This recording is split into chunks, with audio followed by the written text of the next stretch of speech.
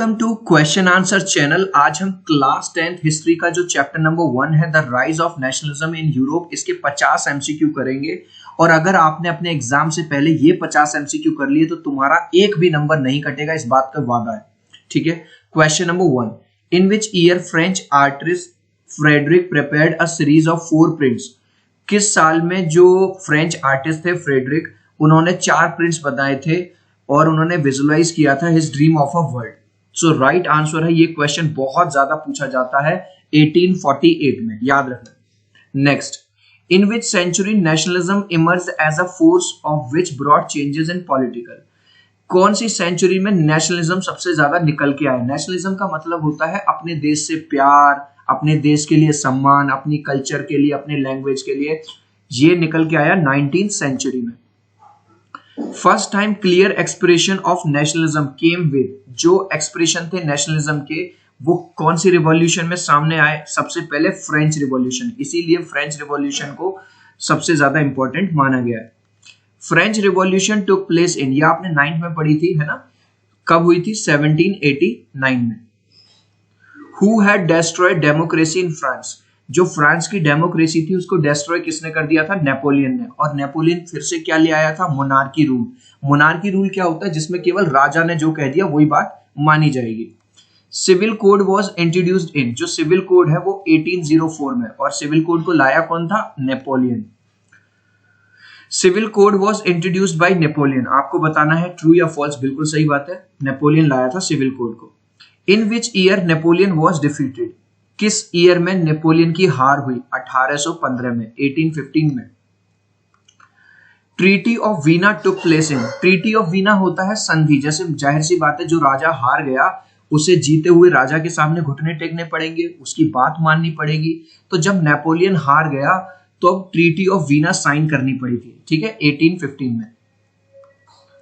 Choose the correct nationality of the artist Frederic, जो Frederic जिसने वो पेंटिंग बनाई थी वो किस कंट्री को बिलोंग करता था? वो था स्विस। स्विस का मतलब होता है चिल्ड्रन एक ऐसा पर्सन जो स्विट्जरलैंड से बिलोंग करता है। Nationalism which emerged as a force in the 19th century was, जो 19th सेंचुरी में निकल के आया वो उसका मतलब क्या था?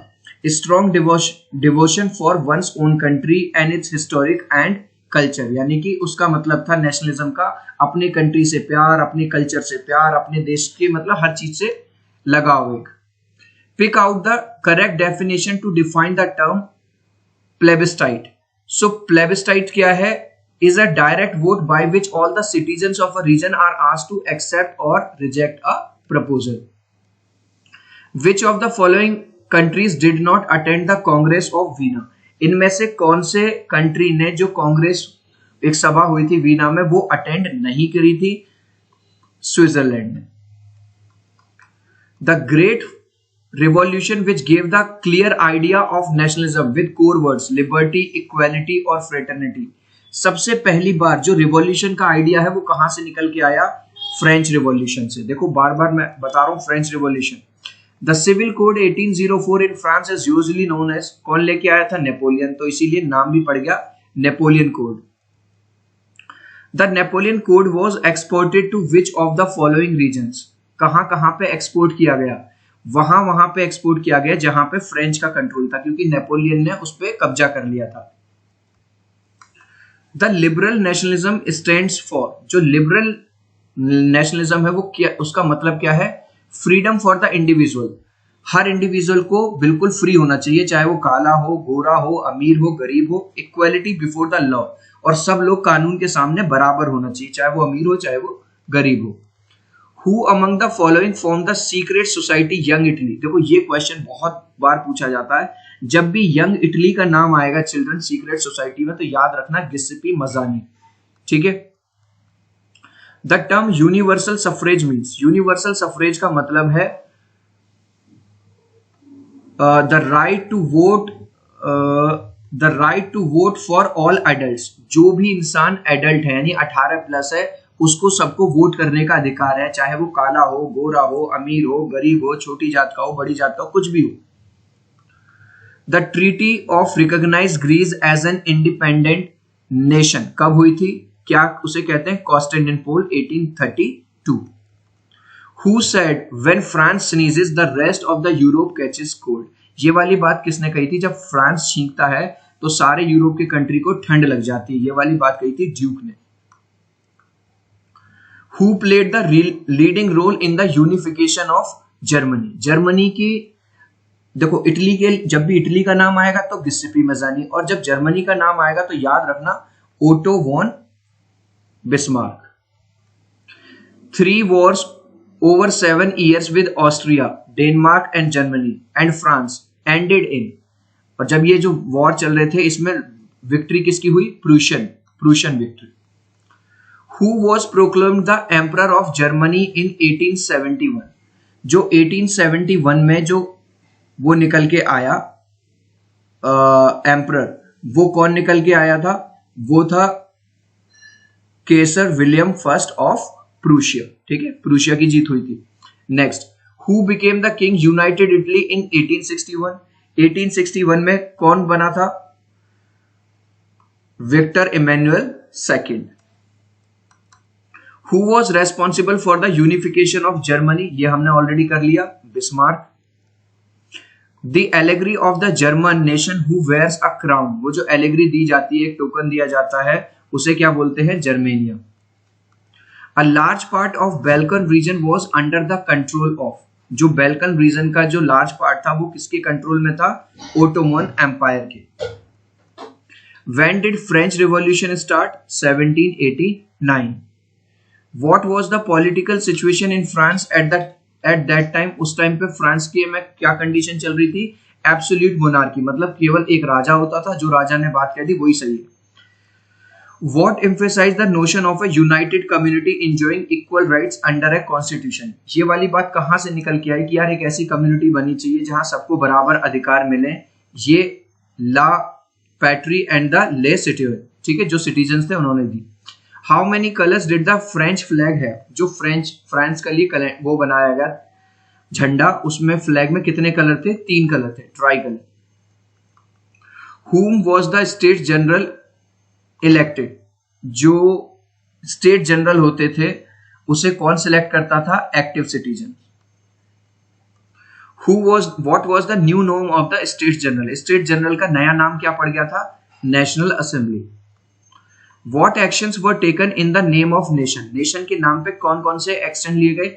हाइमन्स बनाए जाने लगे, शपथ ली जाने लगी, लोग अलग अलग तरह से कस्टम ड्यूटी सब कुछ करने लगे। ठीक है। What type of an administrative system was set up? किस तरह का एडमिनिस्ट्रेटिव सिस्टम सेटअप किया गया? सेंट्रलाइज्ड। ठीक है, पूरा सबको एक जोड़ दो और सेंट्रलाइज सिस्टम बना दिया गया। What mission did the revolutionaries declare as their destiny to French people? जो रिवॉल्यूशनरी थे, जो क्रांतिकारी थे, उन्होंने क्या मिशन लिए? To liberate peoples of Europe and from despotism to help each other people. जो लोग आसपास के जो लोग थे, यूरोप के भी जो लोग थे, उन सबको फ्री करना। ठीक है, वहां पे अब किसी का एक छत्र राज नहीं चलेगा। What happened when the news of the events in France reached the different cities of Europe? जब फ्रांस में पहली बार क्रांति हुई, रिवॉल्यूशन आया, जब ये खबर दूसरे जगह तक पहुंची तो वहां पे क्या हुआ? जो स्टूडेंट्स थे और अदर मेंबर्स थे, एजुकेटेड मिडिल क्लास, उन्होंने भी क्रांति करना शुरू कर दिया और अपने खुद के क्लब, जैकोबिन क्लब बनाना शुरू कर दिया। What was the purpose of the Jacobin clubs?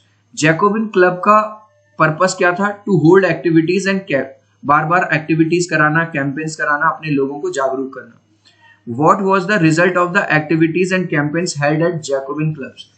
जो जैकोबिन क्लब में जो एक्टिविटीज होती थी उनका क्या रिजल्ट निकल के आया? Prepared the way for the French armies to move to different countries. Which countries did the French armies move into? जो फ्रेंच आर्मीज है वो कहां कहां मूव गई? Holland, Belgium, Switzerland and much of Italy.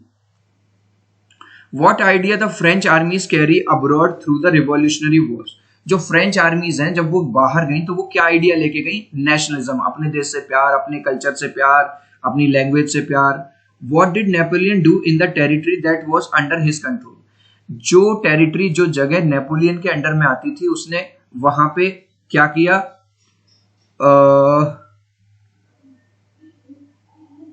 Set about introducing many reforms, उसने कई तरह के चेंजेस वहां पे ला दिए। What type of rule was carried out in France during, जब नेपोलियन का राज चल रहा था तो वो किस तरह का रूल लाया, मोनार्की रूल लाया। उसने कहा जो मैंने कह दिया, जो राजा ने कह दिया बस वही सही है, इसके अलावा कोई अपना मुंह नहीं खोलेगा। Napoleon had no doubt destroyed in France, Napoleon ने किस चीज को डेस्ट्रॉय कर दिया था, डेमोक्रेसी को। डेमोक्रेसी क्या होती है, जहां पे हर पर्सन के पास अपने अपने अधिकार होते हैं, ये सब नेपोलियन ने छीन लिए थे। What did Napoleon do to make the system efficient and rational in France? ये सच है कि नेपोलियन ने ज्यादातर काम खराब किए, लेकिन उसने कुछ अच्छे काम भी किए। जैसे in the administrative field he had incorporated revolutionary principle, जैसे एक अच्छा काम किया गया कि उसने जो तरह तरह के टैक्स लगते थे, कस्टम टैक्सेस लगते थे, वो सब कस्टम ड्यूटीज हटा दी। What was the civil code of 1804 known as? Civil code को कहते हैं नेपोलियन कोड, क्योंकि वो नेपोलियन लेके आया था। What did civil code of 1804 bring about? क्या लेके आया था?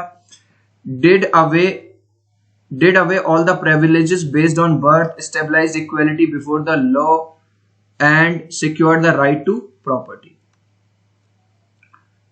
The revolutionary France, in revolutionary, the right to vote and to get elected was granted exclusively to, जो वोट करने का अधिकार है उस टाइम पे किसको दिया जा रहा था, केवल उन लोगों को, उन आदमियों को दिया जा रहा था जिनके पास मकान, दुकान, प्रॉपर्टी थी।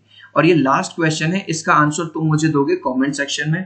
First time clear expression of nationalism came with, किसके साथ आया, ठीक है, ये बताना है आपको। फ्रेंच अमेरिकन जो इसका आइडिया है, रेवोल्यूशन का आइडिया सबसे पहले कहां से आया। सो आई होप मेरी ये छोटी सी एक्सप्लेनेशन आपको अच्छी लगी होगी। हमने 10-12 मिनट के अंदर 50 एमसीक्यू क्वेश्चंस कर लिए हैं, और आपको किस किस चैप्टर के एमसीक्यू चाहिए तो मुझे जरूर बताइएगा कमेंट में। मिलता हूं अब अगले वीडियो में। Bye everyone, God bless you.